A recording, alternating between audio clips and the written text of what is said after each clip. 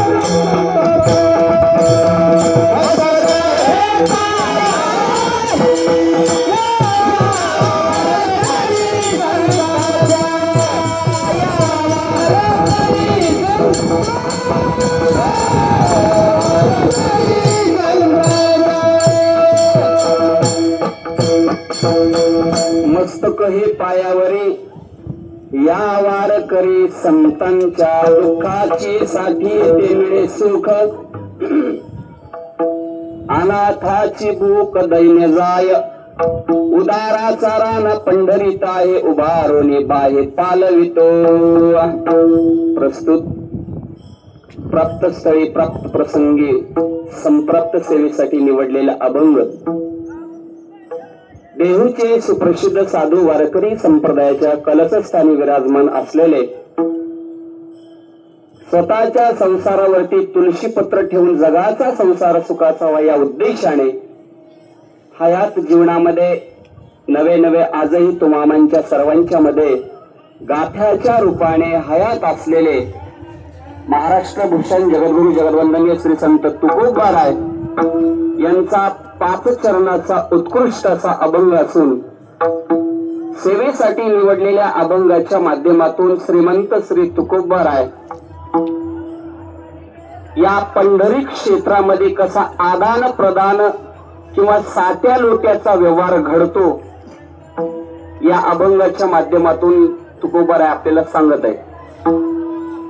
भगवान परमात्मा अखिल कोट ब्रह्मांड नायक श्री पंढरीचे परमात्मा आपल्याकडून काय घेतो आणि काय देतो, या अभंगाच्या माध्यमातून तुकोबारायने तुम्हा सर्वांना सांगितलेलं आहे। विठाला विठाला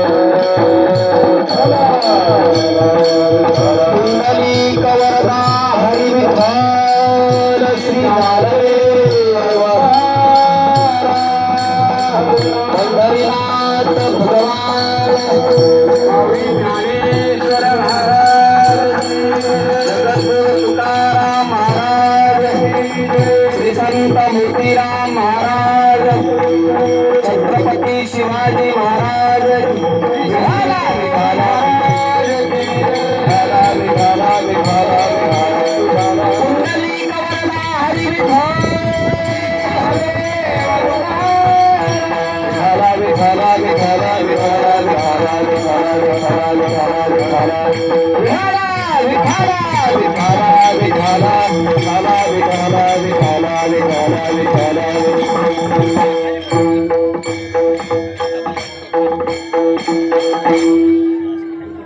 अभंगावरती विस्तारानं विवेचन करण्याच्या पूर्वी वक्त्याचं आद्य कर्तव्य या उद्देशानं अल्पसा परिहार देण्याचं या ठिकाणी मी आयोजन करत आहे.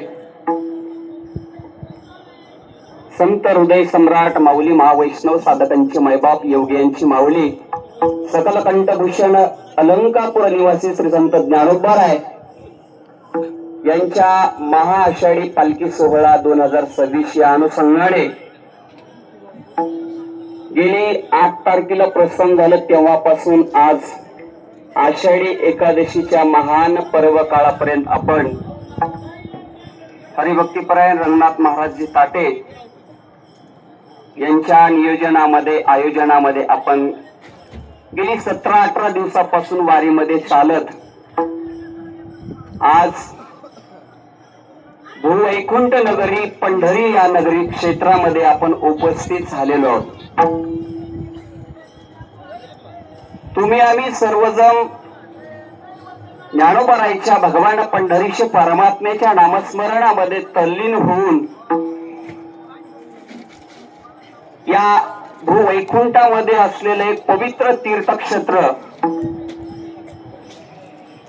पंढरी नगरी या क्षेत्रामध्ये उपस्थित आहोत. आणि आज महान पर्वकाळ आषाढी एकादशीचा पर्वकाळ.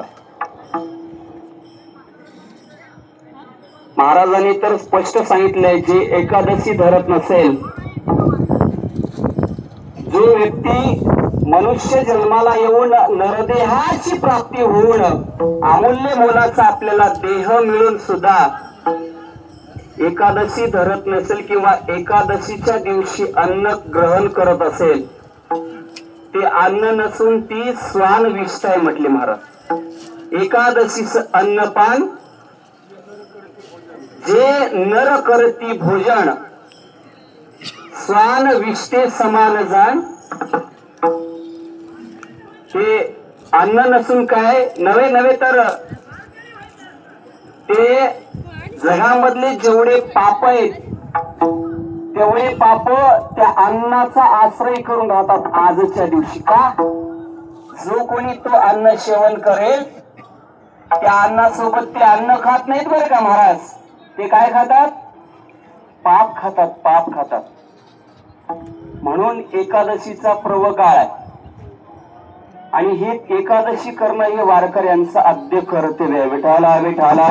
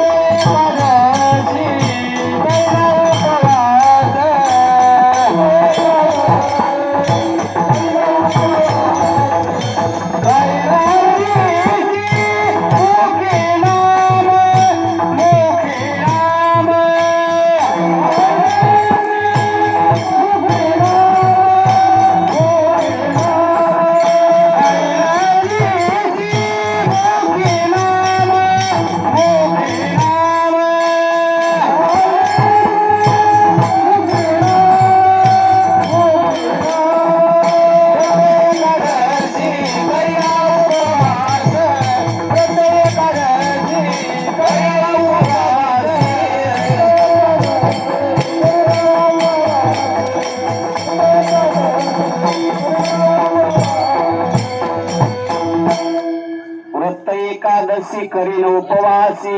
नियम या क्षेत्रामध्ये आल्याच्या नंतर कोणता? चंद्रभागे स्नान विदितो हरिकथा. पवित्र चंद्रभागेचं स्नान करणं एक नियम जो कोणी वारकरी असेल त्याच्यासाठी बरं का. आता वारकरी कोणाला म्हणावं काही कळायलाच तयार नाही. खरं तर मी वारकऱ्यासाठी सांगतोय बरं का.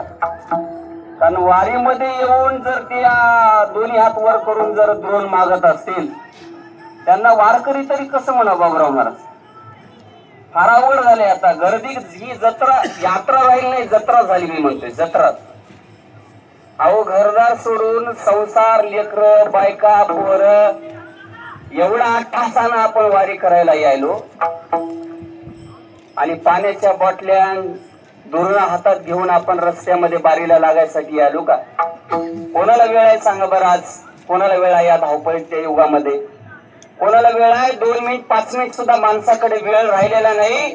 आणि एवढा आपण जवळजवळ 18 दिवस वेळ खर्च करतो. नवे तर काही जण 3 तारखेला निघाले तेव्हापासून आजपर्यंत, आज 25 तारीख आहे. एवढा वेळ खर्च करून जर आपण इथून यायचं नुसतं जायचं एवढं जर कार्य करत असाल तर तुम्ही धन्य आहात. माझ्या सगळं बरं का असं करणाऱ्याला म्हणते तुम्ही, म्हणजे तुम्हीच नाही. म्हणून खरं आता वैष्णव निका संभ्रम म्हटले महाराज.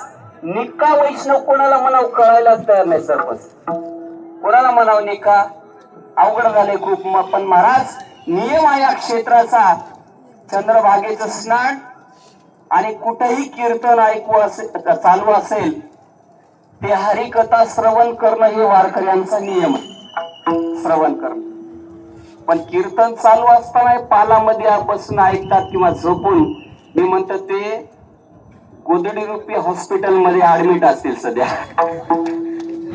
ऍडमिट असतील आणि ते बरोबर गाळून घेत असतील बरं का. गाळून घेत असतील. एवढे जर शब्द कानामध्ये पडू नये म्हणून गाळून घेत असतील. अवघड आहे महाराज. म्हणून आपण या पवित्र तीर्थक्षेत्रामध्ये आलेलो आहोत. आणि हे तीर्थक्षेत्र आजचं नाही आहे. युगे 28 विठेवरी उभा. 28 युगापासून या ठिकाणी भगवान पंढरीश परमात्माला आणलेला आहे. आणि याला रूपावरे करोनी खळे हरिदासी किंवा पुंडलिके बहुबरे केले. पुंडलिकाने आणलेलं आहे. नवे तर पुंडलिकाचं नाव पुढे झालेलं आहे महाराज. खर तर त्यानं कोणासाठी आलाय? त्याच्या घरचीच साठी म्हणा की. राधेला मांडीवर घेतल्यामुळं रुक्मिणी रुसली. आणि रुक्मिणी रुसली दिंडी वनामध्ये येऊन बसली. आणि तिच्या शोधामध्ये लक्ष्मीच्या शोधामध्ये परमात्मा फिरत असताना या ठिकाणी असं क्षेत्र नव्हतं हे पंढरी. भयानक अशी घनदाट झाडी होती. वाऱ्यालाही आतमध्ये प्रवेश नाही एवढी घनदाट झाडी या क्षेत्रामध्ये पंढरीमध्ये होती. आणि अशा अवघड ठिकाणी अशा त्या झाडी झुडपामध्ये रुक्मिणी आई साहेब रुसून बसल्या. आणि तिला शोधत परमात्मा आला. पण योगायोग आल्याच्या नंतर, इथं आल्यानंतर भगवान परमात्म्याला कळालं कोणीतरी पुंडलिक नावाचा माझा भक्त आहे. आणि अतिशय आई वडिलाची काय करतोय तो? सेवा करतोय. म्हणून त्याला भेटण्यासाठी गेले परमात्मा. आणि सांगितलं पुंडलिका मी आलोय, काय मागायचे तुला? पुंडलिकराव म्हणले तुला कोण बोलवलं इथं? कशासाठी आलास? आणि आलास पण बघ एका मांडीवरती माझी आई आहे आणि एका मांडीवरती माझे वडील झोपलेले आहेत. मी जर उठून तुला भेटायला आलो, बोलायला आलो तर यांची झोप जाईल किंवा झोपेचा यांचा विस्मोड होईल. म्हणून पुंडलिकानं महाराज जवळच पडलेली एक वीट उचलली आणि पाठीमागे फेकली आणि सांगितलं आलास ना, पण आता एक काम कर म्हटले, याच विटेवरी मी जोपर्यंत तुला थांब म्हणणार आहे तोपर्यंत उभं टाक इथं. तेव्हापासून पुंडलिकाने याला इथं उभं केले महाराज. तेव्हापासून. आणि कशासाठी? की इथं जे कोणी भक्त येतील, जे कोणी साधक येतील, जे कोणी वारकरी मंडळी येतील त्यांना इथून महाराज तू मुक्त करण्यासाठी या पंढरीश परमात्म्याला या ठिकाणी उभा केलेला आहे. म्हणून तर महाराज म्हटले ना, खटनट यावे शुद्ध होणे जावे, शुद्ध होणे जावे, यावे शुद्ध होणे जावे, खटनट यावे शुद्ध होणे जावे, पिते भावे चोखा मेरा, रंगी पिते भावे चोखा मेरा. खट या नट या किंवा उच्च नीच काही नाही भगवंत तिष्ठे भाव भक्ती देखो या. कोणी या महाराज इथं, कोणी या. तात्काळ मोक्ष प्राप्ती मिळण्याचं साधन आहे असा व्यवहार या पंढरी क्षेत्रामध्ये घडतोय महाराज. पंढरी क्षेत्रामध्ये. बरं ठीक आहे महाराज, एवढं तुमचं पंढरपुराचं वर्णन सांगताय, पंढरी क्षेत्र महान आहे असं तुम्ही सांगताय, पण इथं कुठला कुठला व्यवहार घडतोय? 3च प्रकारचा व्यवहार घडतोय महाराज. लक्ष देऊन ऐका बरं का. कीर्तन अर्धा तासच आहे, पण काहीतरी घेऊन जाण्यासारखं सांगणार आहे. काहीतरी इथून घेऊन जाण्यासारखं. कोणता महाराज? कोणता 3 प्रकारचा व्यवहार आहे? एक दातृत्व प्रधान व्यवहार आहे, म्हणजे देणारा व्यवहार आहे. एक ग्रहणत्व प्रधान व्यवहार आहे, म्हणजे घेणारा. आणि एक आदानत्व प्रधानत्व, म्हणजे 3ऱ्या नंबरचा जो व्यवहार आहे, 3ऱ्या नंबरची जी शाखा आहे तीच या पंढरी क्षेत्रामध्ये घडते महाराज. आपण आता क्रमाक्रमाने पाहूया. 3च शाखा सांगणार आहे बरं का. विठाला विठाला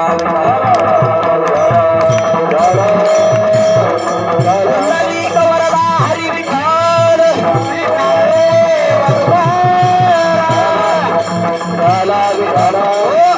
दातृत्व प्रवान व्यवहार कसा घडतो महाराज? अशा काही वस्तू आहेत महाराज, अशा काही शाखा आहेत, त्यांनी फक्त समाजाला तुम्हा आम्हाला दिलं, घेतलं तर काही नाही त्या मोबदल्यामध्ये, पण समाजाला दिलं महाराज. असे किती जण आहेत? हे 7 जण आहेत बरं का. लक्षात ठेवा. रविश्चंद्र घणा, नदी गाव वृक्षा सज्जना, 7 जण आहेत बरं का. 7 जण. नंबर 1 ला कोण आहे? रवी. रवी म्हणजे संस्कृत शब्द असला तरी रवी म्हणजे याचा अर्थ काय? सूर्यनारायण. हा सूर्यनारायण. सूर्यनारायण महाराज आपल्याकडून काही घेत नाही, पण दिल्याशिवाय राहत नाही. काय देतो? सूर्यप्रकाश देतो. सूर्यप्रकाश.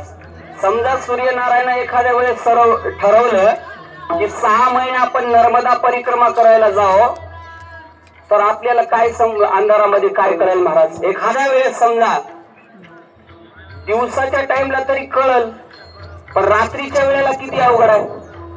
आता माझा आवाज तुम्हाला पोहोचल न पोहोचल माईक बंद झाल्यावर, पण मी नेमकं दिसल तरी.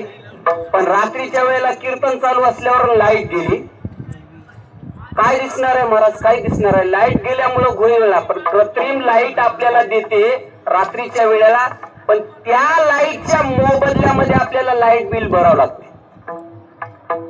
ना. पण असं तुम्ही ऐकले काय कधी?